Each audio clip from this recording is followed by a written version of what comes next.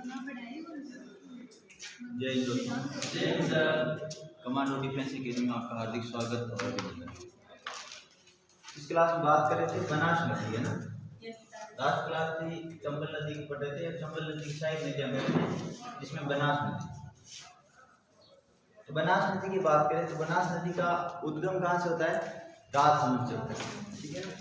तो जैसे यहाँ से जो आपकी एक नदी चलती है जिसका नाम है चंबल नदी, ठीक है। और चंबल नदी की साइड नदी है जिसका नाम है बनास नदी। तो बनास नदी का उद्गम होता है राजसमंद।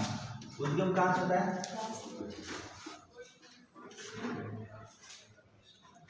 चंबल नदी का उद्गम खमनौर की पहाड़ियां, राजसमंद से। ये जो नदी है बनास नदी का उद्गम राजसमंद की पहाड़ियों में होने के बाद ये चित्तौड़गढ़ प्रवेश करती है और चित्तौड़गढ़ प्रवेश करने के बाद में भीलवाड़ा, राजसमंद हो गया। उसके बाद में चित्तौड़गढ़ के बाद में भीलवाड़ा में प्रवेश करती है। भीलवाड़ा के बाद में अजमेर में जाती है। अजमेर में रहने के बाद में ये टोंक में जाती है और टोंक के बाद में सवाई माधोपुर में प्रवेश करती है। और सवाई माधोपुर में एक स्थान है जिसका नाम है रामेश्वर। क्या नाम है? रामेश्वर। सवाई माधोपुर। और यहाँ पर चंबल नदी में मिल जाती है, त्रिवेणी संगम का यहाँ पर निर्माण होता है। यहाँ से एक नदी आती है जिसका नाम है सीप। और सीप, बनास और चंबल, इन तीनों नदियों के मिलने से त्रिवेणी संगम का निर्माण होता है। कहाँ पर? रामेश्वर, सवाई माधोपुर। यानी आपकी जो बनास नदी है जिसका प्रवाह क्षेत्र राजस्थान में राजसमंद, चित्तौड़गढ़, भीलवाड़ा, अजमेर, टोंक में सवाई माधोपुर, ठीक है ना। ये आपकी नदी है बनास नदी। जैसे बहती है और कहाँ चली जाती है? रामेश्वर में, सवाई माधोपुर में। अब ये जो बनास नदी है ये राजसमंद से इसका उद्गम होता है, ठीक है। तो बनास नदी जो है इसको कहते हैं कि ये राजस्थान की पूर्णतः राजस्थान में बहने वाली सबसे लंबी नदी है। पूर्णतः राजस्थान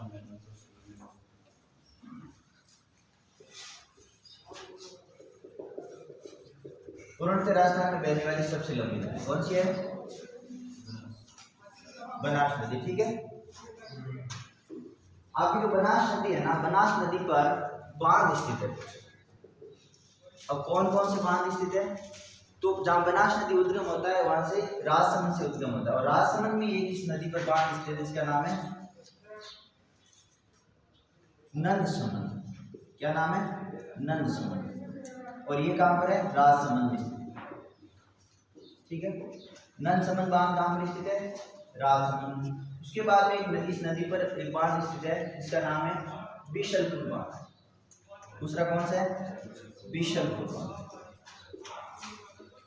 और ये बिशलपुर बांध कहाँ पर है? ये आपका टोंक है। कौन सी नदी पर हो गया? ये बनास नदी पर है। और ये जो बिशलपुर बांध है ना, इसकी जल की आपूर्ति की जाती है। और ये पूछा जाता है कि किस किस जिले को जल की आपूर्ति की जाती है? तो बिशलपुर बांध से जयपुर, अजमेर, टोंक और भीलवाड़ा को जल की आपूर्ति की जाती है। किससे? बिशलपुर बांध से, ठीक है। बिशलपुर बांध से अजमेर, जयपुर, टोंक और भीलवाड़ा को जल की आपूर्ति की जाती है। उसके बाद में एक बांध स्थित है जिसका नाम है सवाई माधोपुर में स्थित। कहाँ पर? सवाई माधोपुर में, जिसका नाम है इशरदा बांध।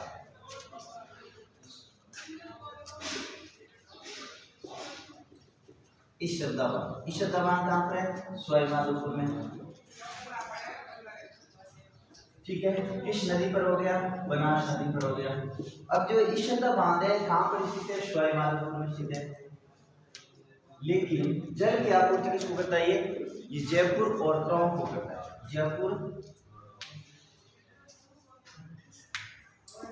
जयपुर में टोंक को जल की आपूर्ति करता है। और समान है ईशरदबान कहाँ पर स्थित है? सवाई माधोपुर। ठीक है। उसके बाद में जो ये नदी है, इस नदी की कुछ सहायक नदियां हैं। ठीक है, सहायक नदियां, जैसे ये जो आपकी नदी है, इस नदी पर सबसे पहले एक नदी मिलती है जिसका नाम है बेड़स नदी। क्या नाम है? बेड़स नदी।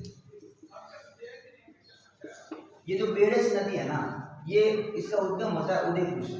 उद्गम कहाँ से होता है? उदयपुर से। उदयपुर में कहाँ से होता है? गोकुंदा की पहाड़ी से।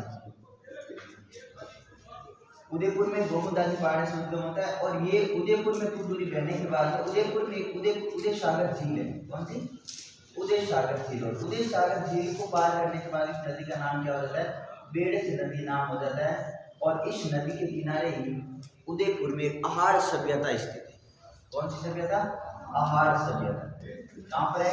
उदयपुर में। इस आहार सभ्यता को धूलकोट सभ्यता भी कहते हैं। उसके बाद मतलब ये नदी आगे बहती है और उदयपुर के बाद चित्तौड़ में प्रवेश करती है। चित्तौड़ में बहने के बाद में भीलवाड़ा में प्रवेश करती है। भीलवाड़ा में ही ये इसमें मिल जाती है, बनास में मिल जाती है। और जहाँ पर ये बेड़स नदी मिलती है, इस स्थान का नाम है बिगबोध। क्या नाम है? बिगबोध भीलवाड़ा। और बिगबोध भीलवाड़ा में इस नदी पर बनास नदी पर त्रिवेणी संगम का निर्माण होता है। किसका? त्रिवेणी संगम। और ये जो त्रिवेणी संगम का जो निर्माण होता है ना, यहाँ पर एक नदी और आती मिलती है जो भीलवाड़ा से निकलती है, जिसका नाम है मेनार। इसका नाम क्या है? मेनार। ये भीलवाड़ा से निकलती है, भीलवाड़ा में मिलती है यहाँ पर बिगबोध स्थान पर। और बनास, बेड़च और मेनार, बनास,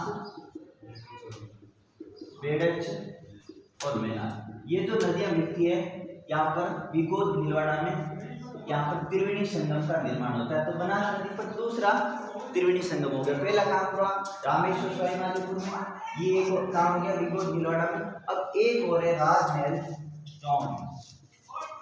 राजमहल, ये जो राजमहल टोंक है ना, यहाँ पर एक नदी आके मिलती है जिसका नाम है खारी नदी। और ये खारी नदी है ना, कौन सी नदी? खारी नदी। खारी नदी निकलती है राजसमंद से और आगे बहती हुई राजमहल टोंक में। कहाँ से निकलती है? राजसमंद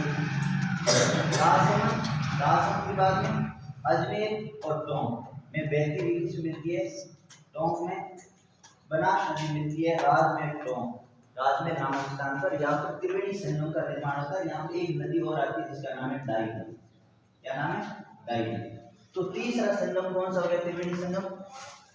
बनास, खारी और डाई नदी मिलती है कहाँ पर? राजमहल टोंक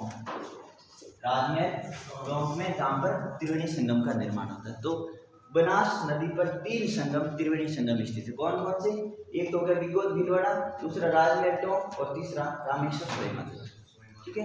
उसके बाद में इस नदी की कुछ और सहायक नदियां हैं, जैसे मोरेल है, कोठारी नदी है। कोठारी नदी इसकी सहायक नदी है। और कोठारी नदी पर बांध स्थित है, जिससे जब पूछा जाता है मेज बांध स्थित है। कौन सा? मेज बांध। और ये जो खारी नदी है ना, खारी नदी पर अजमेर में बांध स्थित है, इसका नाम है नारायण सागर बांध। कहाँ स्थित है? अजमेर। तो ये बातें आपको बनास नदी के बारे में ध्यान रखना है, बाकी बातें हम अगली क्लास में और करेंगे। ठीक है। जय हिंद, जय भारत।